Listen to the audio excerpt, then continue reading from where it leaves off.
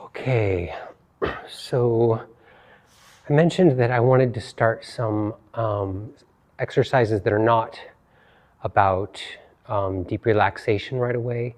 You do want to wed deep relaxation to this activity. But the reason we want to start with at least one activity for people to start with is that sometimes meditating can be really hard for people, depending on what's happened in their lives or how they're, just there's so many different versions of a brain out there and so many different versions of people. Some people cannot handle stillness meditation right away. And that's okay. That's just part of the process for some people. So I'm going to offer a movement exercise. But stepping back again to that thought of the emotional side of meditation that I addressed briefly in the last video, I had some emotions come up. So that's just a part of meditation, is we tend to clamp down and store, well, this is how the hypothesis goes anyway. We tend to store traumas and tensions in our body, in our muscles, is tension, fears, unresolved emotional dilemmas. You watch a lot of people start moving more and more like this, and pretty soon they got to be on a walker. We want to keep that upright posture, and we want to do that by staying relaxed. So all these different tensions that we can take on because we're scared or we're whatever it is, all that stuff gets stored in our emotions if we don't correct, or in our bodies as tensions if we don't correctly metabolize them. Metabolize is kind of a funny word, but it's I think it's a very fair word. So as we're going to start and move around, we will come around to these issues of psychology and deep relaxation and the healing that you can get psychologically from it. I've actually never had better therapy than good Aikido, ever. Good Aikido plus meditation, amazing. And I've been to a few therapists and stuff, and I'm not attacking therapy, I'm just saying for me personally, this was amazing. Good exercise. If you go look at your studies on exercise versus antidepressants, you're going to find exercise is fantastic for a lot of people. It does much better in some studies than pills. So getting some basic exercise is part of that. And other elements include, again, that those stored tensions and how we learn to work with them over time. We're going to come around and talk about those things more, but just be aware that part of the meditation process can be an exploration of deeply held emotions. Fears are a common one. Furies, but furies often come from fears. I don't want to wade into politics, but fury can come from fear. Fear of another person's life being harmed can cause anger, and it's a form of fear, or things like that. So some emotions we carry actually mask deeper emotions, and a lot of times in my experience it's fear. It's probably not always, it's definitely not always, but it's something to bear in mind. So that's going to come up as you're practicing deep relaxation in these things. We'll talk about it a bit more, about the way things metabolize as we go along, but functionally it's just about letting go. So you want to take that deep relaxation and you want to take it to every single technique you ever study in soft martial arts. And we're going to do one technique today to get people started. And that technique is just going to be very basic. It's going to be postural and developing some basic movement from the legs. It's called crane stepping, but we're going to just hold still for a minute. We're not going to actually start walking the circle yet. Just super chunked down basic version of the thing. And so the second concept we need to talk about for just one moment is, so we talked about the somatics just a little bit. The second concept that we need to talk about is what's called tendon changing. In personal training, we call it the SAID principle, S-A-I-D, specific adaptation to imposed demand. The Chinese masters started working with this stuff thousands of years ago. Beat your arms long enough, you'll have denser bones. It's been shown scientifically now. Shaolin people have these dense bones.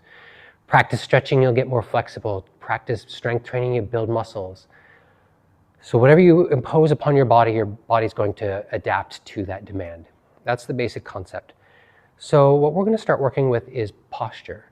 And there's habituated posture and there's natural posture. Habituated posture, this can be an example, is somebody who's so tense all the time that they're just holding those shoulders to the sky. And it feels natural to them. We want to return to natural posture. And I don't have the very best posture in the world. I took a gnarly back injury studying an internal technique a number of years ago. And I realized, it took me a while to realize that internal technique was causing me the problems. And, I've lost a lot of fluidity. I've taken some injury from it. My spine actually has some herniated discs because of it. So there's a lot of layers, and I've actually got some vertebral bodies that are out of joint. So the first thing to start working on is correct posture. And we're going to do it through the lens of our first, basically a chunked down version of Bakwa. Excuse me as I move around my lift. So my right leg is about 1.5 inches shorter, and it causes massive gait problems as I'm walking about.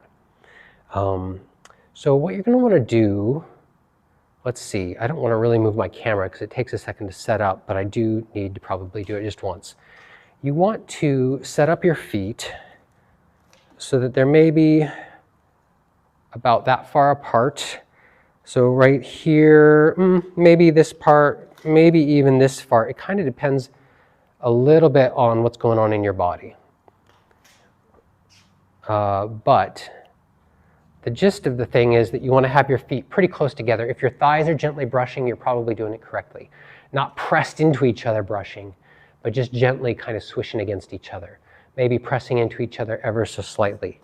I got pretty skinny legs, so my feet can come together pretty close. I do this with about 1 inch between my feet, maybe 1.5 inches.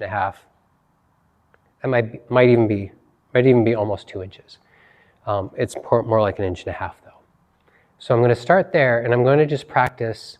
I'm going to actually practice just having my hands out here, almost directly out from my shoulders, but my palms turn inward, and it creates just the slightest little bit of a sort of ball shape, U shape from middle finger to middle finger, as it were. And then our hand, because we're doing Bakwa, is about thus. You want to have the fingers evenly spread. You want this guy to be heavily invested, and about that. That's our most common Bakwa. My hand, I'm not so great at it, am I?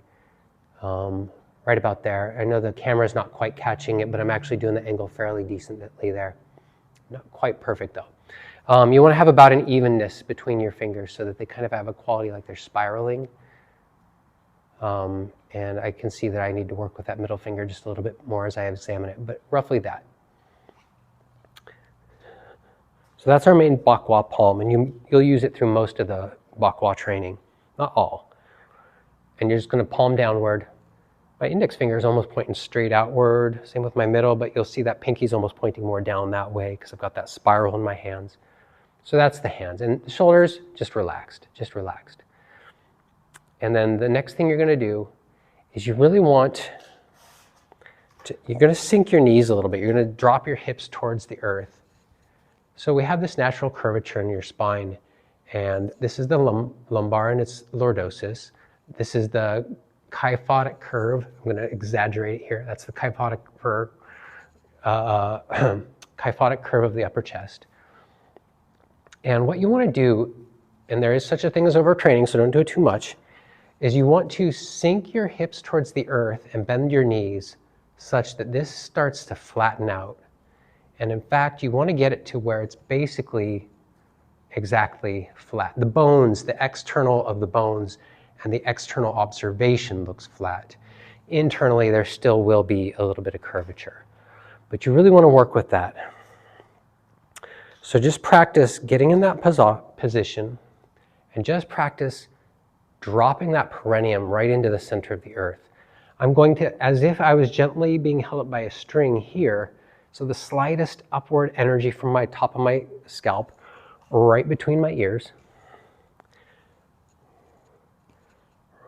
upward. That'll cause my chin to be down ever so slightly if I'm doing it right. As I drop here, this all flattens. should get pretty flat. Probably some people with very strong glute muscles might discover that their muscles are sticking out. Don't fuss about the soft tissue, listen to the bony tissue. So are all of these spinous processes, roughly speaking, flat to the sacrum? Roughly speaking, not perfectly. Okay?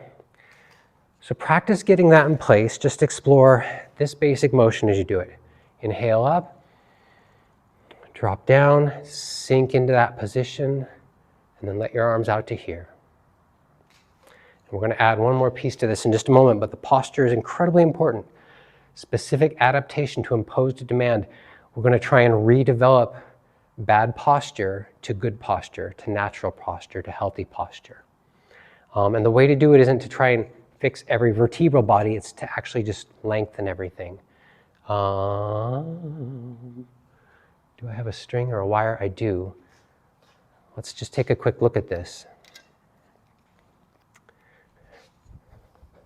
So if I have a wire, I'm like, okay, I'm going to push this thing straight. I'm going to push this one straight. I'm going to push this one straight. No, grab both ends and pull.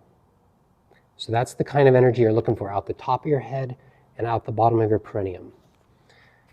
I'm going to show that one more time just because, instructional video, I should make sure I'm being thorough. Top of the head, bottom of the head, broken spine. Roughly speaking, right? So that's the kind of energy we're looking for. And you can just practice that basic motion a few times if you want. Just inhaling, sinking, and checking in. It's really helpful to get a mirror and really look and say, am I actually doing the thing? Like right now as I'm teaching, I'm doing it, but I'm not doing it great. So here to the heavens, here to the center of the earth, at my perineum rather, from my dantian, the center of the center, I'm going to extend downward into the earth. And I'm simultaneously going to extend upward into the heavens. But I'm sinking as I do it, so I get a kind of energy. And this should flatten out. So then that's really important. You want to start working on that postural correction and having those knees slightly bent while you're working with that posture. Because that deeply bent, it's not deeply bent, but this basic first posture is, your knees should have a bit of a, your knees should have a bit of a bend. It depends on actually a lot of factors. Say you don't have any cartilage left, maybe only the slightest bend, or whatever, missing muscles, maybe you need a lesser bend. Some schools really drop down there. I've seen Tai Chi schools like squat all the way to the ground and then do their form. You can see black and white of an old Tai Chi master. He's literally almost on the ground the entire time, and yet his butt is like an inch from the ground a lot. It's absolutely wild to watch. So, I forget why I went off on that tangent. Excellent teaching.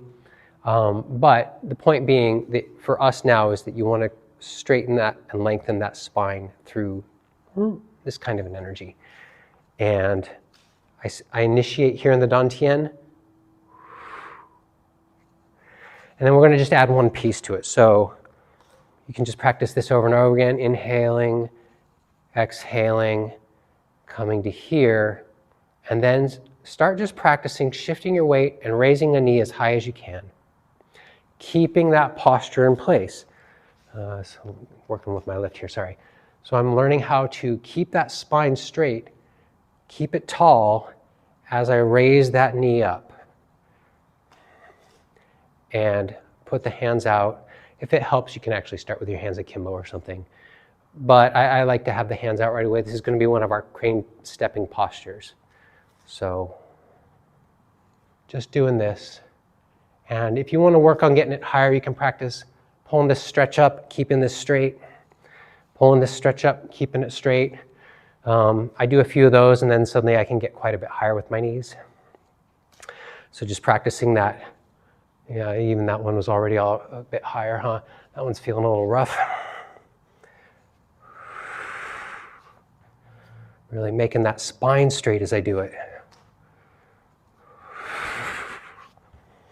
And then just practicing lifting those legs, dropping them. You're going to be sort of rocking subtly from side to side, but it shouldn't be too much because your feet are pretty close together. So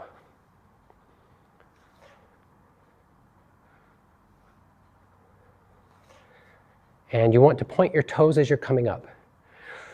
And that's the entire thing. So it's just a basic exercise to begin working on our posture and on our crane stepping.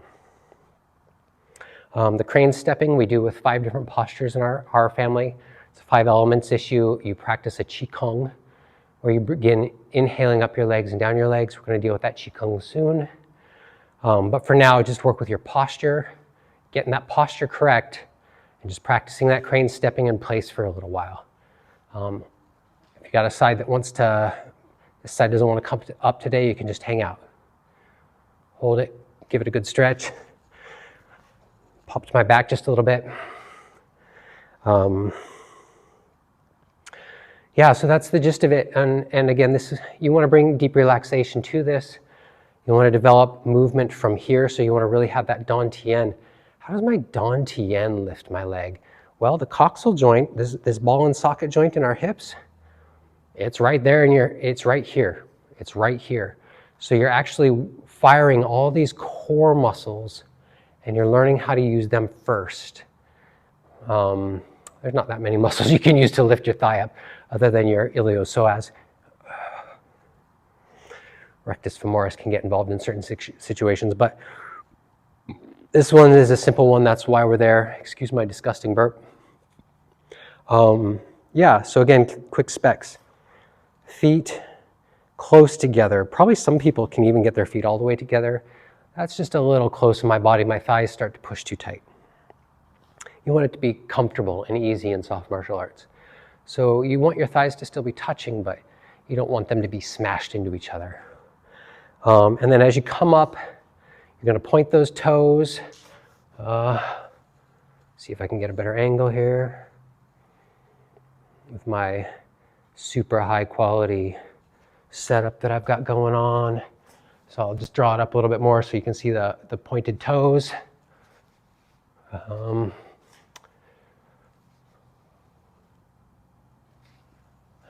that's about it. Point those toes, keep your feet pretty close together, gently walking back and forth.